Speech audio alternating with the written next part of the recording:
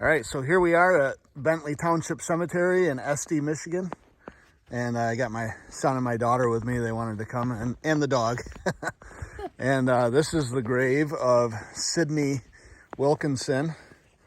He was electrocuted on January 26th, 1916. And this is his mother and his father that are buried here. They died quite a few years later. Sidney was 29 years old on the day that he grabbed the live wire and electrocuted to death. And they buried him here the following Monday, about a week later, actually a week later. So this is where he's buried out here. We're about 15 miles north of Midland. Real nice, quiet place up on a hill. About the perfect place to be buried, really. So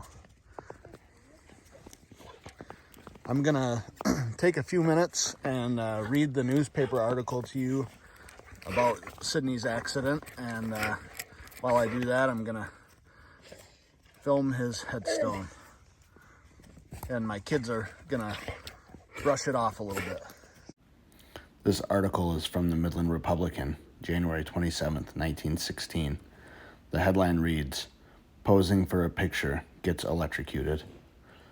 One man was instantly killed and another seriously injured Sunday afternoon at the new substation erected in the First Ward by the Consumers Power Company, when 8 of the men employed in the power company's construction gang gathered at the tower to have their pictures taken.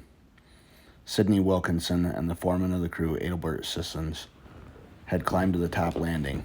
3 others were on the landing just below, and the rest stood on the bottom of the tower. They were all in position for the snap of the camera when Wilkinson toppled over and plunged headlong to the ground. Not one of the crew was looking at Wilkinson, and no one knows how he happened to fall, but it is thought that he must have become overbalanced, and in attempting to save himself, his hand clutched the copper connector, which was charged with 23,000 volts. The triangle-shaped piece of copper was broken from its connection and was found on the ground. Help was immediately summoned by the frenzied companions of the stricken man. Doctors were called, but nothing could be done to save the man's life.